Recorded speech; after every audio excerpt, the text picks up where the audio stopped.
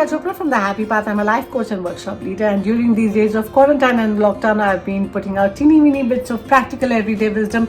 For anybody who'd care to listen, thank you for being here. You could have done 3 other things in the few minutes you're giving this video, but you are here. If you like my video, give it a thumbs up at the end. If you like what I'm doing on this channel on a regular basis, then subscribe to it. And if you think this video or any of the others I've done could be of value to somebody else, then please help me by sharing this video. If you don't do any of these things, however, I'll still be grateful that you are here today, and I still wish you lots of love, laughter, happiness, good times, an excellent version of yourself, and amazing physical and mental health during these times.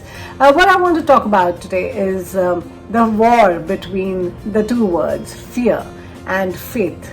You can tell me, Sonika, it's very easy for you to say sitting in your drawing room and talking about fear versus faith, but the reality of the situation today is that it's very easy to be fearful. It's natural to be fearful, and I completely agree. I mean, look at all the news going around. Look at all the WhatsApp groups and the conversations that are happening. Look at all the pieces of information that are trickling in from all sources today, especially social media. And it is very disheartening to see. It's so difficult to even fathom what people out there are going through. But the fact of the matter is that I am sitting in my drawing room talking about faith versus fear, and you are sitting and watching this video wherever you are. That means you are a privileged person. You're not fighting for basics of food, clothing, or shelter. You might have a hard time, but the fact of the matter is that we are more privileged than billions of people out there, and we have the luxury of thinking about what's going on in our minds and to take care of it, which is what I'm talking about.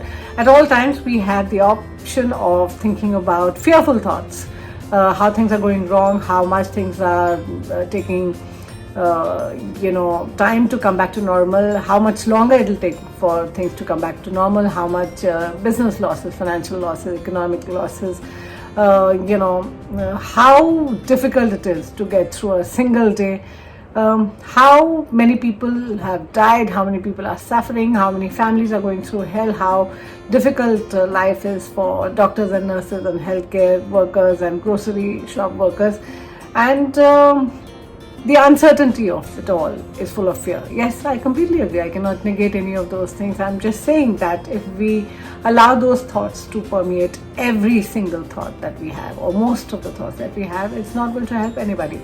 At the same time that I think of a fearful thought, I also have an option of thinking of another thought which had nothing to do with fear, but is full of faith.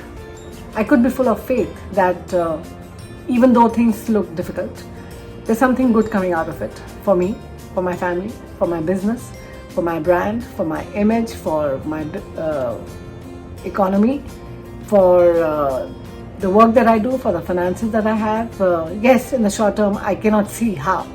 But that's the whole point of having faith, isn't it? Faith is when I have no reason to believe in something good coming out of it, I still hold on to that belief. I still hold on to that thought, and I think of it repeatedly and tell myself repeatedly that something good is coming out of it, even though I can't see what it is.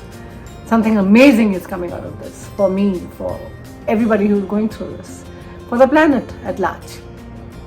And that's the whole point of having faith at all times, with every single thought. And we think 60,000 thoughts every single day.